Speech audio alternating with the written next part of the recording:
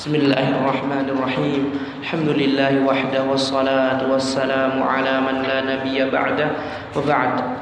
Alhamdulillah, pada pertemuan yang lalu kita telah bahas syarat sahnya sholat dan juga syarat kewajiban sholat. Jadi ada beberapa orang yang diwajibkan sholat. Yang pertama, orang yang berislam, orang yang masuk Islam baik laki-laki maupun perempuan. Orang yang beragama Islam baik laki-laki maupun perempuan, maka diwajibkan mereka untuk sholat 5 waktu. Kemudian yang kedua, baligh, orang yang sudah mencapai umur yang sudah ditentukan oleh syariat Islam. Ketika seorang baligh, maka dosa sudah dipikul sendiri. Dan kita telah sebutkan di antara tanda-tanda seorang baligh adalah mimpi basah. Kemudian yang kedua, tumbuh bulu kemaluan. Kemudian yang ketiga, keluarnya darah haid bagi wanita. Kemudian yang berikutnya, wanita yang hamil. Apabila salah seorang laki-laki maupun perempuan mendapati ciri-ciri baligh salah satu dari 4 tersebut, maka orang tersebut sudah diwajibkan sholat 5 waktu, diwajibkan puasa Ramadan, dan semua dosa-dosanya akan dipikul sendiri, tidak dipikul oleh orang tua. Kemudian kita telah sebutkan bahwasanya anak kecil ketika umur 7 tahun dibiasakan menegakkan sholat 5 waktu, diajak ke masjid, baik anak laki-laki maupun anak perempuan. Ketika umur 10 tahun tidak mau sholat, dipukul dengan pukulan yang tidak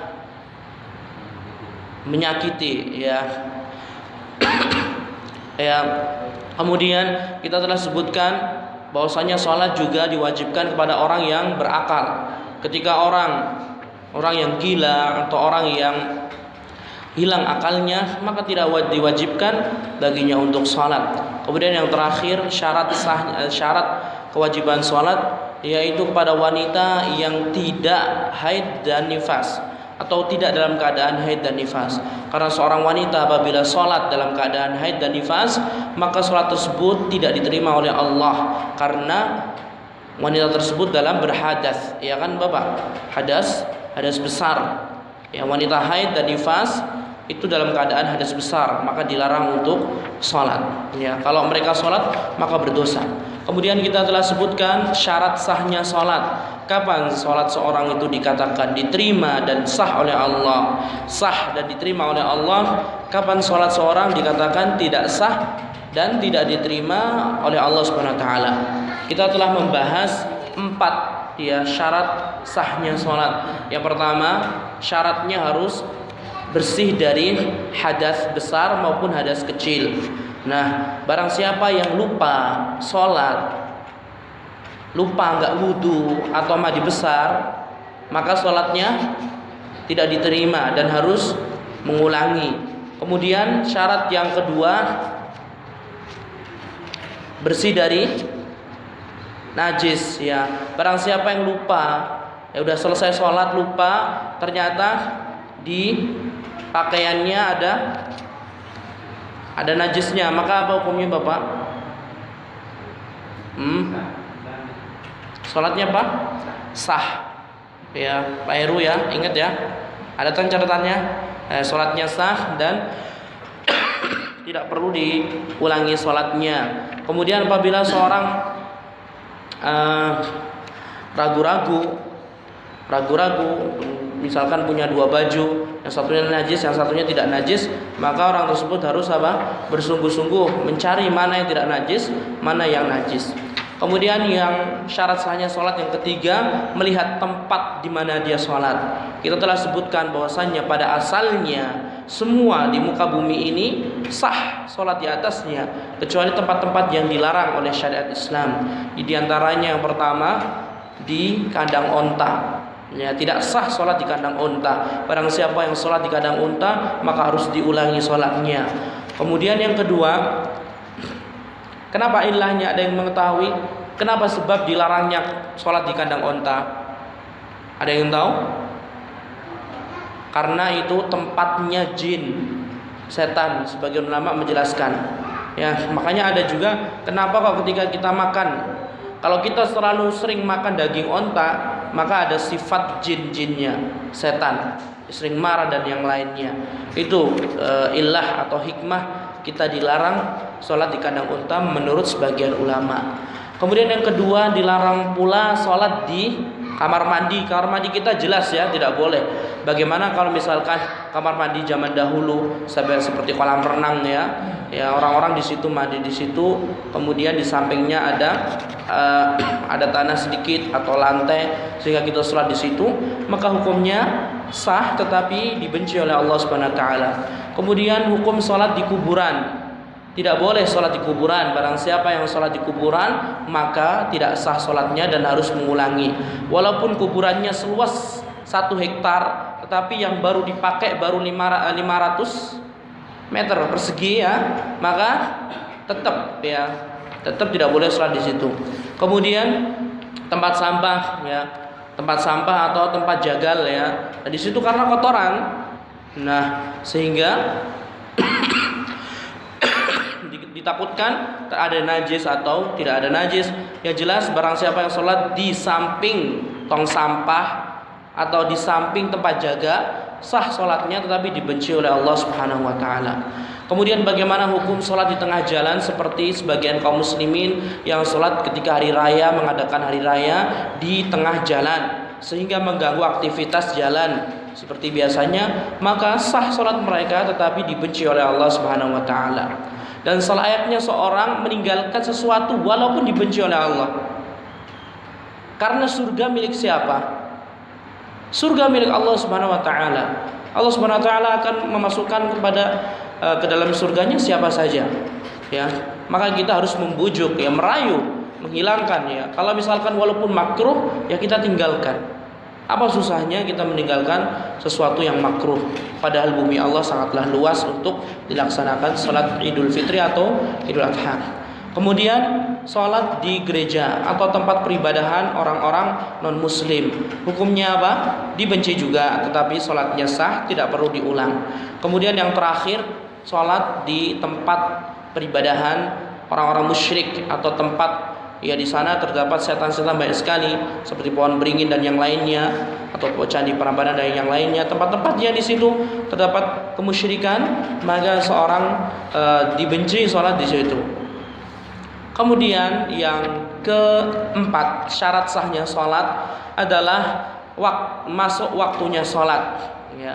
Jadi sholat harus tepat pada waktunya, tidak boleh sebelum sholat, tidak boleh juga keluar dari waktu sholat, kecuali orang yang mendapatkan uzur seperti tertidur atau lupa ya, atau yang lainnya. Karena Allah Subhanahu wa taala sudah jelaskan, inna salata kana 'alal mu'minina kitaban mauquta, sesungguhnya salat diwajibkan pada kaum muslimin dengan waktu yang sudah ditentukan. Dan Malaikat Jibril, malaikat yang mempunyai kekuatan yang sangat besar, sayapnya 600 sayap. Malaikat Jibril pernah mendatangi Nabi Muhammad mengajarkan tentang sholat. Sholat disyariatkan ketika di langit ke-7, kemudian turun ke bumi Nabi Muhammad, kemudian didatangi Jibril. Jibril mendatangi 2 kali Nabi Muhammad SAW, mengajak Nabi Muhammad sholat. Pertama kali beliau datang, beliau sholat pada awal-awal waktunya, subuh. Kapan awal waktunya? Ketika fajar shadiq, ketika cahaya matahari memanjang kemana berarti? Memanjang kemana Bapak? Sana mana? Utara, sana selatan. Kalau gitu berarti kan dari sana ya kan? Ketika cahayanya memanjang dari selatan sampai ke utara, maka itu sudah masuk fajar shadiq. Nah, Jibril mendatangi ketika fajar shadiq dan sholat bersama Nabi. Ya. Kemudian dalam beberapa waktu setelahnya Jibril mendatangi Nabi Muhammad, kemudian sholat di akhir waktu. Kapan? Di akhir waktunya ketika matahari muncul ya, yang lingkarannya itu muncul. Jibril mendatangi. Ya. Kemudian Jibril mendatangi Nabi Muhammad ketika waktu sholat zuhur, ketika matahari sudah tergelincir condong ke arah barat, sehingga bayangan benda itu ke arah timur, ya. Selain fai'uz zawal. Fai'uz zawal itu apa? Ya. Jadi ketika matahari condong sebentar, nanti kan ada bayangan kecil sedikit. Nah, di situ tidak dihitung. Dihitungnya mulai setelah fai'uz zawal, setelah tambahan tergelincirnya matahari tersebut hingga matahari atau bayangan benda sama dengan benda aslinya. Jibril juga sama, mendatangi di awal waktu, kemudian di akhir waktunya. Kemudian Jibril mendatangi ketika sholat asar, ya, lanjutkan tadi sholat waktu yang lainnya. Kemudian Jibril juga mendatangi sampai matahari apa? Tenggelam, ya. Kemudian di dalam waktu sholat asar, para ulama membagi ada dua waktu. Waktu ikhtiyari sama waktu ittirari, ya, atau doruri. Waktu ikhtiyari, waktu terserah. Maksudnya adalah kapanpun orang sholat pada waktu ikhtiyari, waktu yang boleh kita memilih, maka sah-sah saja, tidak berdosa. Tetapi ketika seorang sholat di waktu doruri, yang di situ hanya khusus untuk orang-orang yang darurat seperti tertidur atau lupa. Ketika seorang nggak ada apa-apa, yang sehat sempurna, nggak ada kesibukan, nggak ada apa, nggak sakit, nggak lupa, tapi dia sengaja mengakhirkan waktu sholat sampai menjelang matahari terbenam, maka orang tersebut berdosa. Ya, orang tersebut berdosa. Kemudian datanglah waktu sholat maghrib. Kapan waktu sholat maghrib? Ketika lingkarannya sudah tidak terlihat sampai mega merah yang ada di ufuk barat itu hilang. Nah, kemudian disusul waktu sholat isya.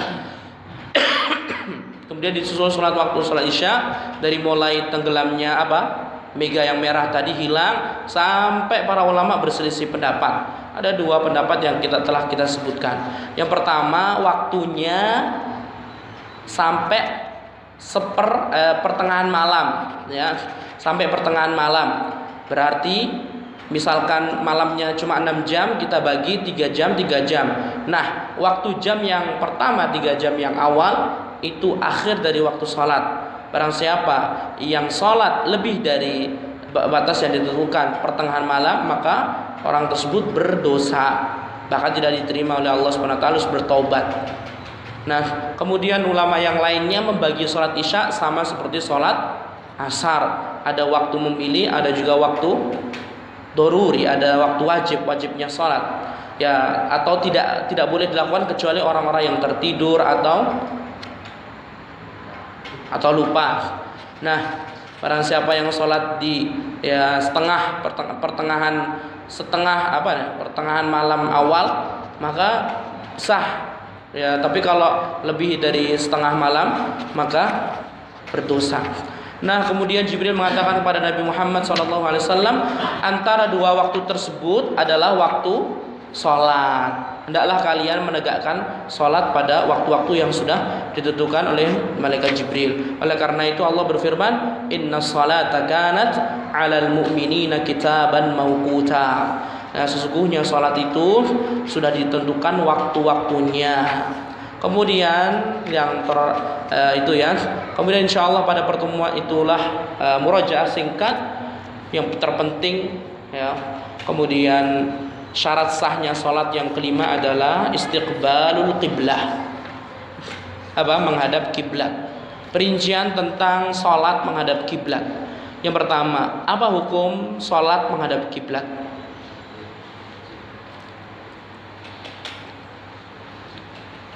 Sholat menghadap kiblat hukumnya syarat sahnya sholat. Syarat sahnya sholat. Ya, fa inama tuwallu fa inama tuwallu fasama wajhullah. Ya. Dalam dimanapun bukan ayat itu, ayat yang sebelumnya Allah SWT memerintahkan kepada kita untuk menghadap kiblat. Nah, sholat menghadap kiblat itu syarat sahnya sholat. Ketika seorang sholat tidak menghadap kiblat, maka sholatnya tidak sah dan harus diulangi.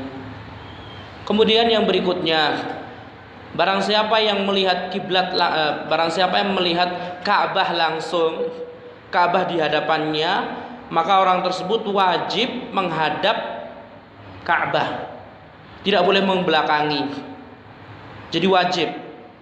Sehingga jangan heran ketika kita melihat mana di Makkah, Masjidil Haram, orang pada ngelingkar. Ya. Lingkaran. Kira-kira akan tabrakan nggak kepala sama kepala? Enggak, karena lingkarannya besar. Ya. Kemudian yang berikutnya, barang siapa yang jauh dari Ka'bah, maka kewajibannya cukup apa? Cukup menghadap arahnya saja. Ya, seperti kita saat ini cukup menghadap arah kiblat saja.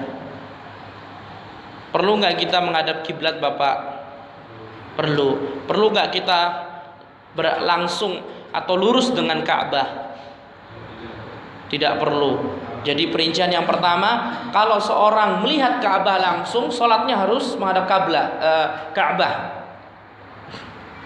Kemudian orang yang jauh atau keluar dari Mekah seperti kita ya, maka sholatnya apa? Menghadap Ka'bah enggak, cuma menghadap arah saja, jihad. Nah, kita Ka'bahnya di mana nih? Barat, ya kan? Maka cukup sholatnya di arah barat saja. Enggak perlu softnya dimenceng-mencengin. Ya kata Rasulullah SAW, ma baina al-masyriq wal maghrib qiblah. Antara timur dan barat itu terdapat kiblat. Nabi Muhammad tinggal di mana? Di Madinah. Sedangkan Ka'bah atau Mekah di selatan. Oleh karena itu Nabi Muhammad mengatakan apa? Antara Mekah dan Madinah terhadap kiblat. Kalau kita lihat Ka'bahnya di sini, ya Mekah di sini, Ka'bahnya di sini, Madinah sebelah sini. Kata Nabi Muhammad antara apa? Antara barat dan timur terdapat kiblat. Lihat, sampai sekarang Masjid Nabawi nggak perlu dimencong-mencongin. Bisa difahamin? Padahal kalau kita mau berdebat atau kita mau tunjukkan, coba arahkan, nggak searah, ya kan? Cuma ya segini loh. Nah, kayak berini kan. Bisa difahamin Bapak ya? Ya. Cuma barang apa? Nanti kita akan bahas ya. Kalau al-inhiraf yasir, kalau misalkan tidak mengarahnya cuma sedikit saja, maka tidak masalah. Tapi kalau parah sekali dan kita tahu, maka harus dibenahi. Ya. Kalau misalkan parah sekali, ya, misalkan kiblatnya kita sudah tahu kiblatnya sebelah sana. Nah, kita malah ke sana. Berarti kan salah. Maka harus dibenahi. Tapi kalau selama walaupun tidak pas jajaran imam atau sebelah sananya, maka tidak masalah ya Ka'bahnya. Kalau misalkan kita mau kasih apa nih? Benang ya. Benang dari mulai kita masjid sini sampai ke di Masjidil Haram, kalau mau dikasih silakan. Thayyib. Kemudian yang keenam ya, pembahasan tentang meminta bantuan, bertanya tentang kiblat. Jadi seorang boleh menggunakan matahari dan bulan atau bintang-bintang untuk menunjukkan kiblat. Ya, kita tidak tahu, tetapi orang-orang sudah berpengalaman ya. Oleh karena itu Allah berfirman, wa alamat wa bin najmi hum yahtadun. Ya. Dan dengan tanda-tanda bintang tadi, orang-orang banyak yang mendapatkan petunjuk. Ada petunjuk kiblat atau petunjuk yang lain, arah ke pantai dan yang lainnya. Jadi boleh kita meminta bantuan kepada matahari, menggunakan matahari atau bulan atau bintang untuk menunjukkan kiblat. Kemudian boleh juga meminta apa? Bantuan dari siapa? Angin. Angin juga bisa Bapak ya.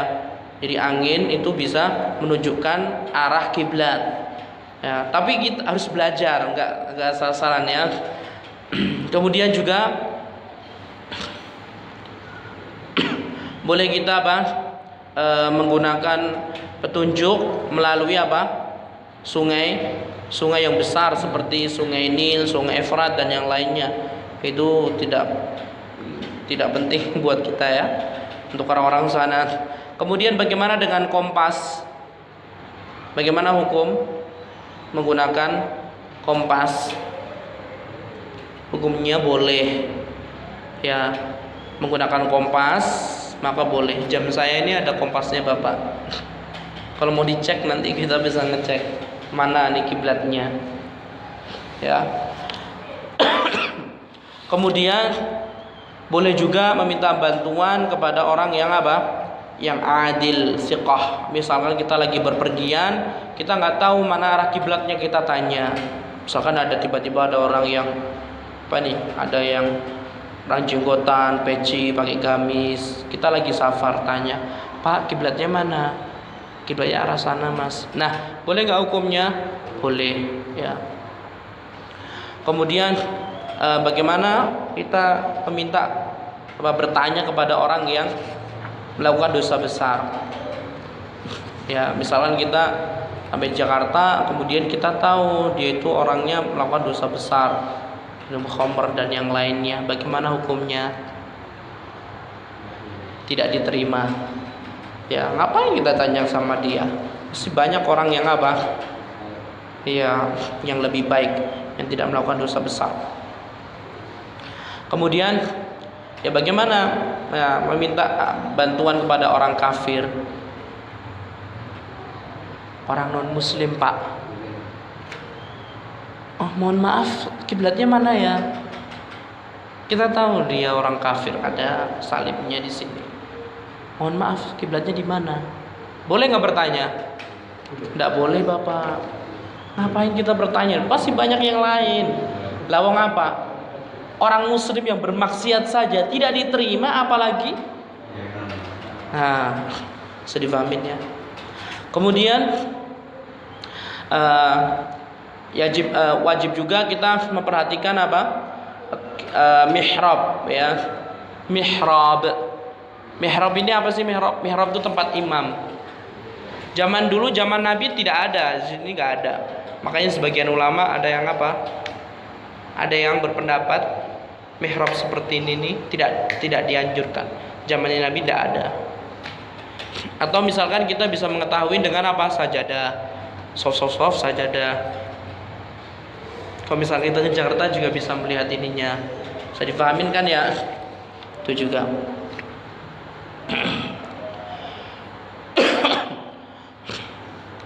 Kemudian kalau misalkan kita lagi safar, kemudian nggak ada orang sama sekali, kita nggak punya bantuan kompas, nggak punya sama sekali, bagaimana hukumnya? Apakah sholat langsung seenaknya saja? Harus ijtihad, bersungguh-sungguh cari kebenarannya mana, kira-kira itu mana, ya. Nah, ketika sudah kira-kira, maka kita sholat di situ. Bisa difahamin? Kalau itu ya, jadi kalau misalkan kita sholat ya lagi, misalkan kalau di sini mudah, kalau di padang pasir lah. Nah, bagaimana kita nggak tahu kan mana kiblatnya, maka kita harus bersungguh-sungguh ya mencari kiblat. Bismillah, sholat sebelah arah sana. Kemudian kalau misalkan dua orang dia berselisih kiblatnya, sana loh Ka'bahnya sebelah sana loh, gimana Bapak? Apakah dipaksa bunuh-bunuhan? Gimana? Misalkan saya sama Pak Heri ya lagi pergi, kemudian kita nggak tahu arah, kemudian berselisih. Pak Heri menuju ke sana kiblatnya, saya sebelah sana, gimana hukumnya? Maka hukumnya sholat sendiri-sendiri. Ya, hukum sholatnya sendiri-sendiri. Ini kesepakatan imam 4 ya, nggak perlu bermakmum pada yang lainnya. Nah, kalau misalkan udah sholat ijtihad kan nggak ada sama sekali, wah udah menghadap ke barat, ternyata udah menghadap ke sebelah sana. Ternyata dia ragu-ragu. Wah, kiblatnya ke sana, balik ke sana. Gimana? Batal nggak sholatnya? Tidak perlu dibatalkan sholatnya, langsung pindah gerakan badan. Nah, udah sempurnakan sholatnya. Itu kalau nggak ada orang ya, kalau nggak ada orang yang kita tanya Bapak. Kalau misalkan ragu-ragu, kalau ragu-ragu, paham nggak tadi? Jadi misalkan saya lagi sholat di padang pasir kan, saya yakin arah sholatnya sebelah sana. Allahu Akbar. Kalau saya yakin ya sudah, nggak perlu. Tapi pas sudah pertengahan sholat lagi rakaat kedua, tiba-tiba saya yakin arah ke sana. Apa yang saya lakukan? Langsung balik muter. Nah, sekarang saya ragu-ragu, bukan yakin, tapi 50-50. Ya, 50% sebelah sana, 50% sebelah sana. Maka apa yang saya lakukan? Ini nggak pernah tulis. Sholat tetap yang pertama kali kita takbir tadi. Bisa dipahamin itu ya? Ini nanti nggak lupa, nanti bakalan lupa. Karena kita nggak praktek, jarang banget ya. Kecuali kalau mau pergi kemana Bapak. Sekarang kan alhamdulillah masjid-masjid banyak ya. Kemudian barang siapa yang sholat dia tidak mengarah ke Makkah dan tidak mengarah kiblat, mujtahid wa lam ya'lam illa ba'da an sallama ajza'athu salatuhu. Kalau barang siapa yang sholat ya, dia tidak tahu ya, sudah selesai sholatnya, kemudian setelah selesai sholat ya dikasih tahu, gimana Pak, jenengan tadi sholatnya salah, mohon maaf, tadi sholatnya bukan sebelah sana tapi sebelah sana Pak. Hukumnya gimana? Sholatnya sudah sah. Syaratnya tadi apa? Harus sungguh-sungguh dulu. Jadi ketika orang bingung arah, nggak tahu kiblatnya, ada dua kemungkinan. Kalau dia asal-asal langsung, wah sana deh, Allahu Akbar. Selesai salam dikasih tahu kamu tadi salah, maka diulangin.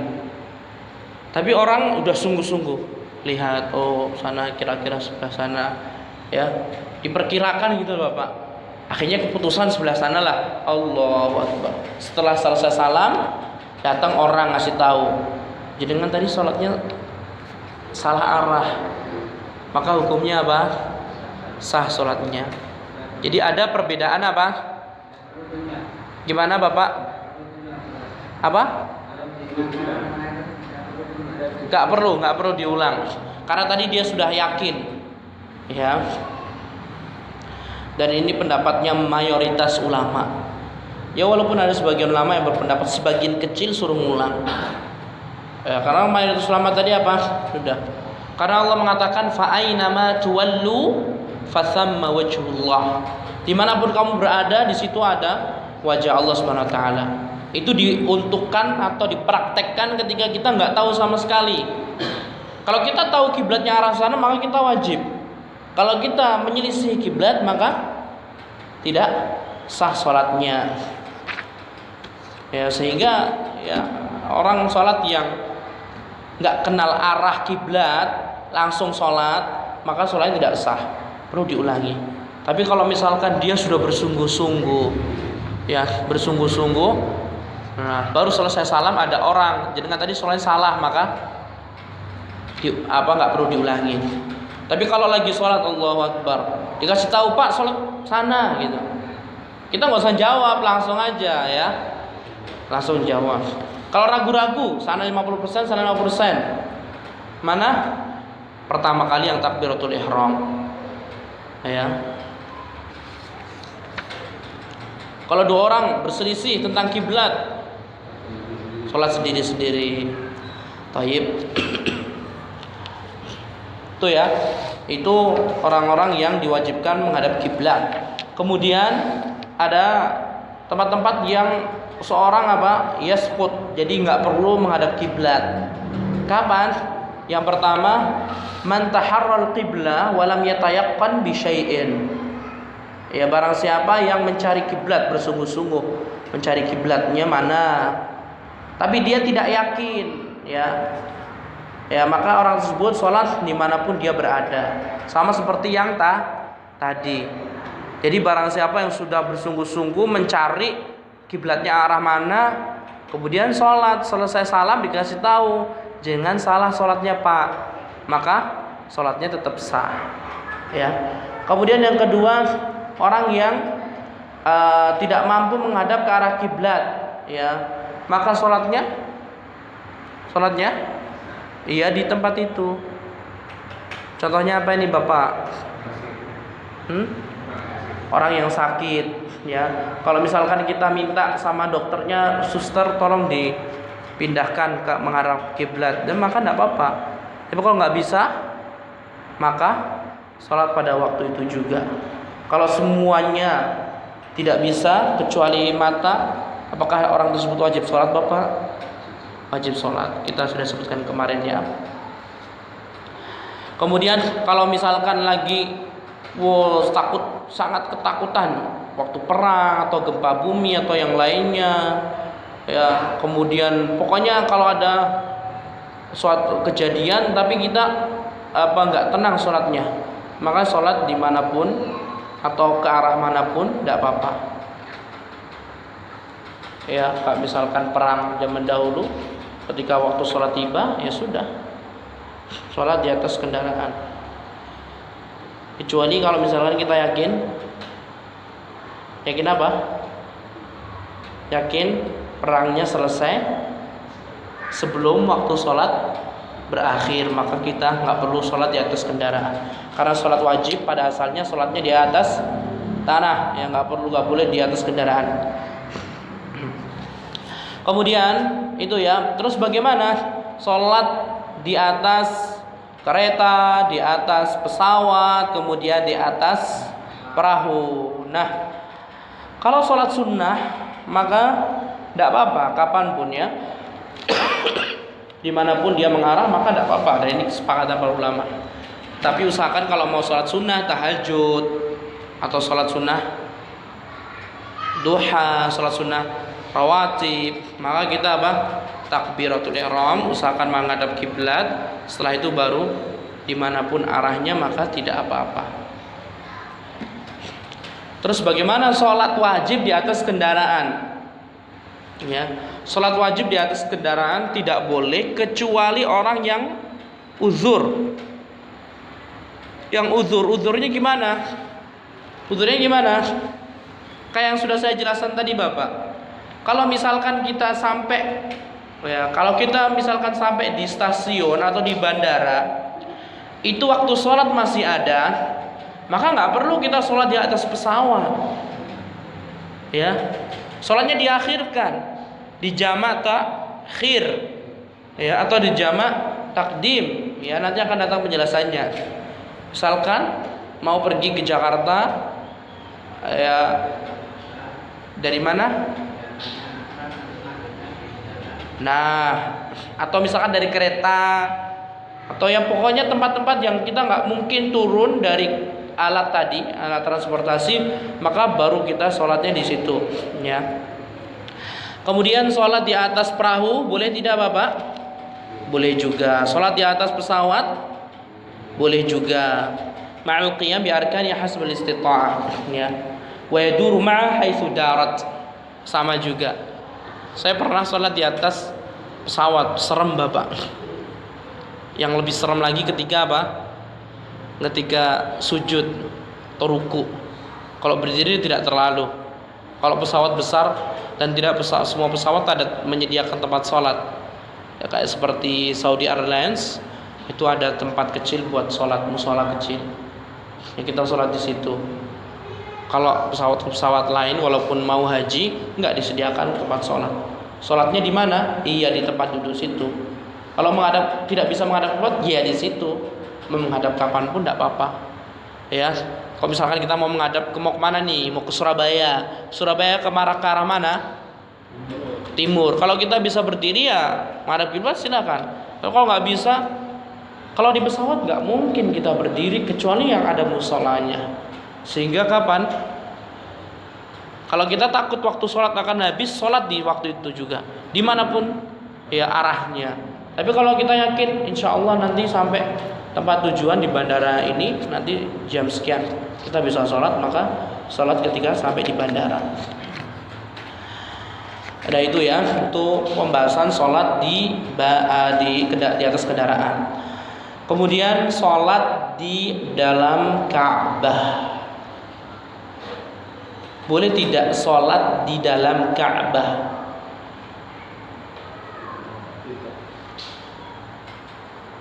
Tidak. Rasulullah pernah sholat dalam Ka'bah.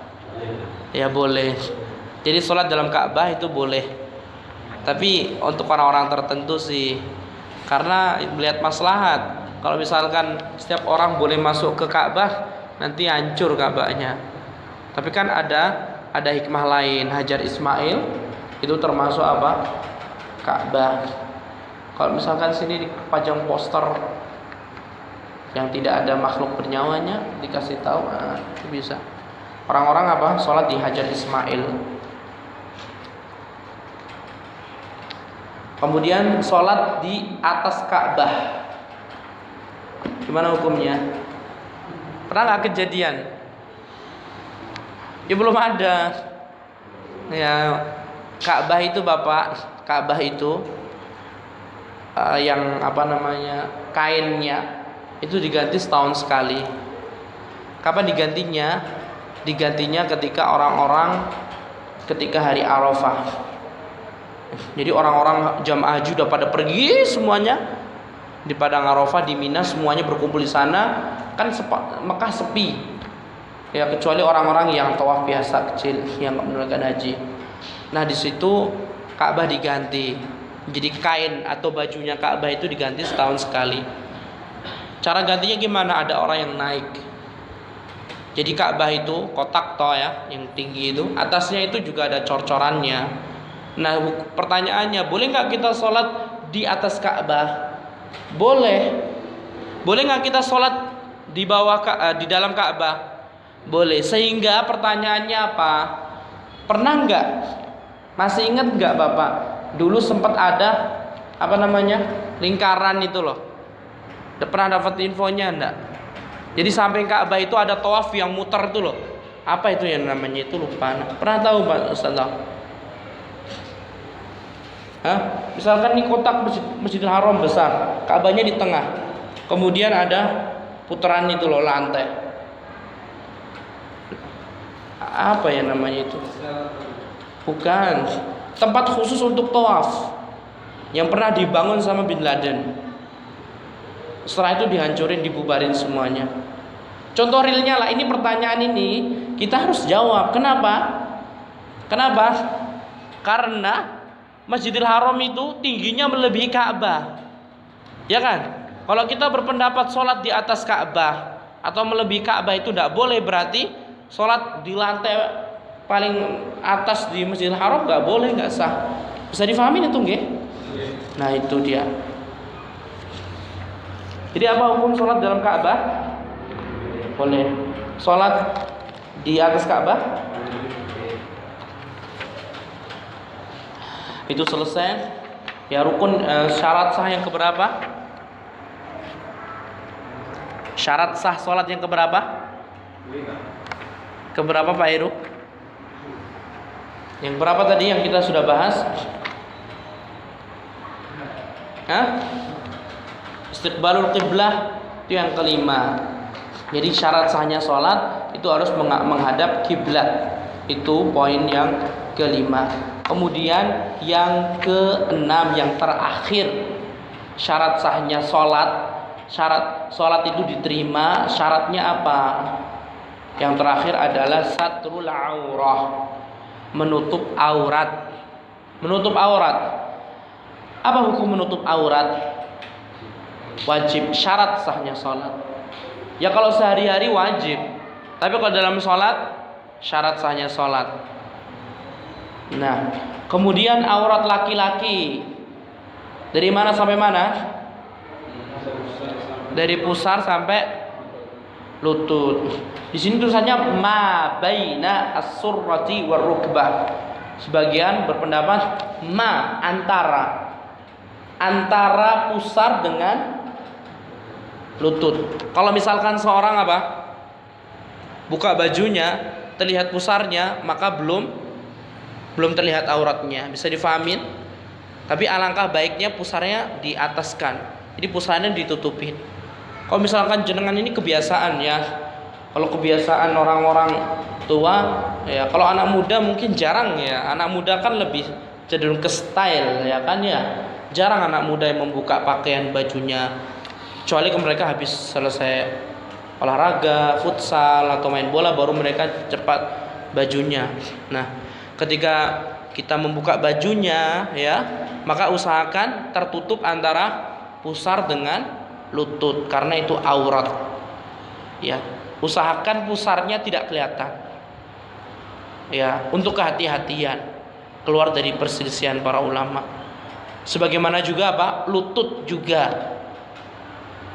Ya, kandungan tadi ma baina surrati wa rukbah. Sehingga ulama berselisih kan? Jadi, apakah lutut itu juga termasuk aurat? Nah, sehingga nanti kalau kita mengatakan lutut termasuk aurat, sehingga ketika main bola harus celananya di bawah lutut. Tapi kalau misalkan lutut itu tidak termasuk aurat, maka batasannya lutut tadi. Lutut terlihat tidak apa-apa. Untuk kehati-hatian ditutup semuanya. Kemudian kalau perempuan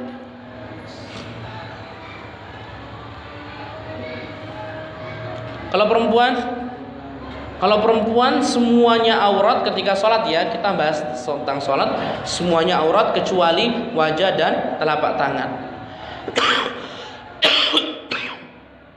Ya, jadi wanita itu semuanya harus ditutup ketika sholat.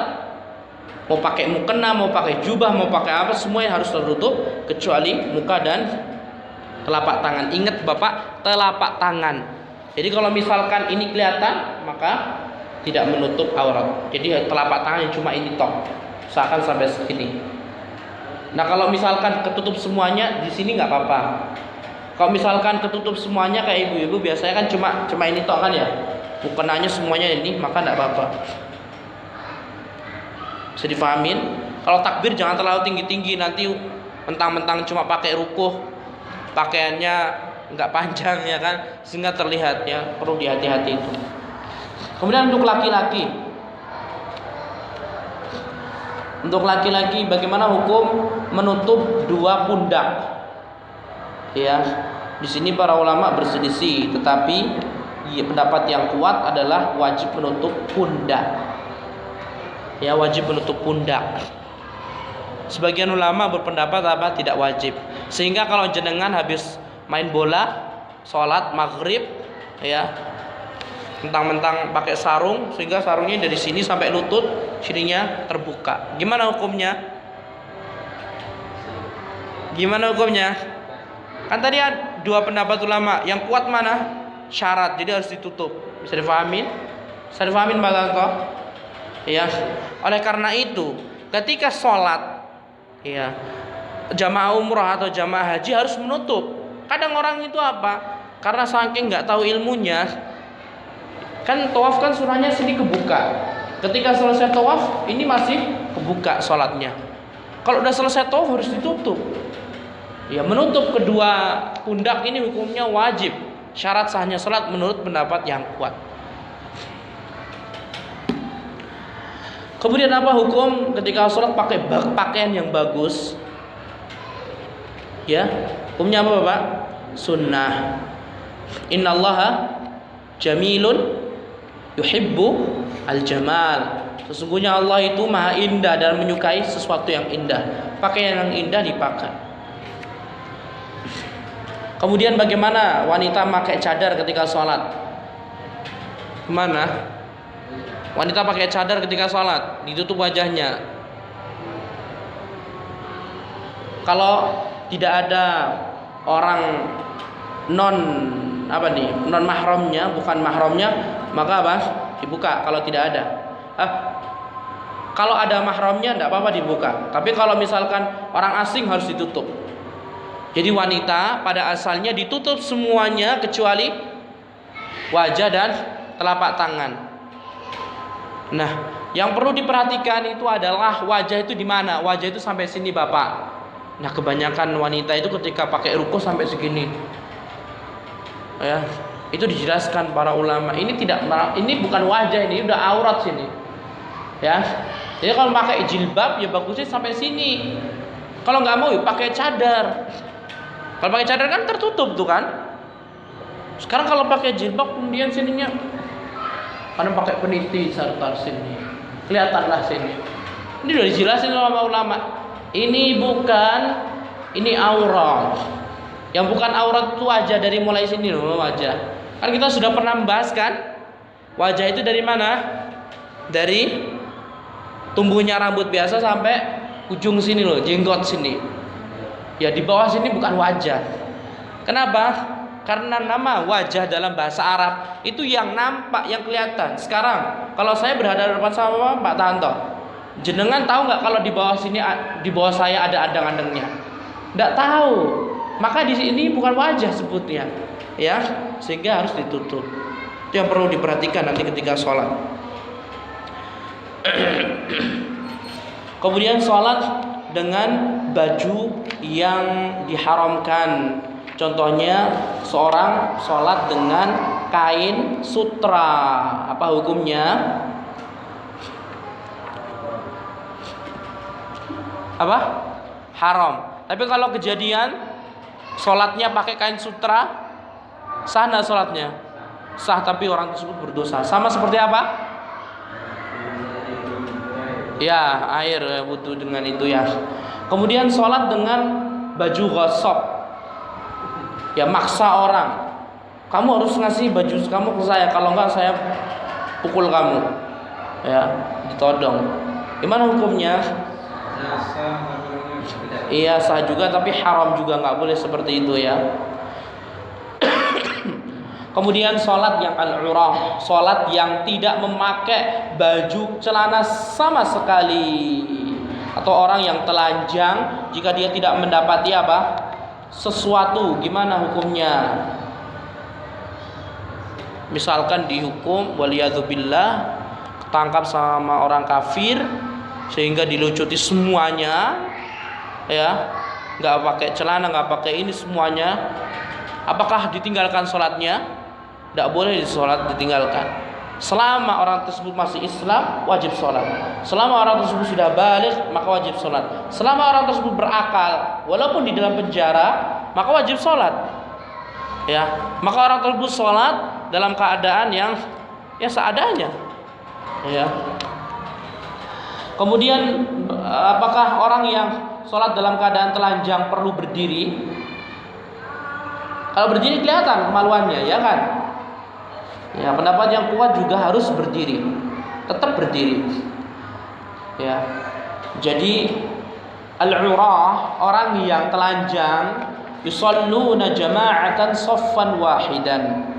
Mereka jamaahnya sholatnya apa? Shaf bareng-bareng. Tidak boleh imam di depan. Kalau imam di depan apa? Kelihatan auratnya. Ya, kelihatan kemaluannya sama siapa? Sama makmumnya. Sehingga kalau misalkan 10 orang semuanya dalam penjara musyrik, orang-orang kafir, dilucuti bajunya, maka waktu sholat mereka sholatnya berjamaah. Gimana caranya? Mereka sholat tetap berdiri dan bareng-bareng. Imamnya juga apa? Di tengah-tengah. Jadi nggak perlu sholatnya apa? Duduk, ya. Wallahu ta'ala alam, wabillahi taufiq, wa sallallahu ala nabiyyina Muhammad wa ala alihi wa sahbihi wa sallama tasliman katsiran.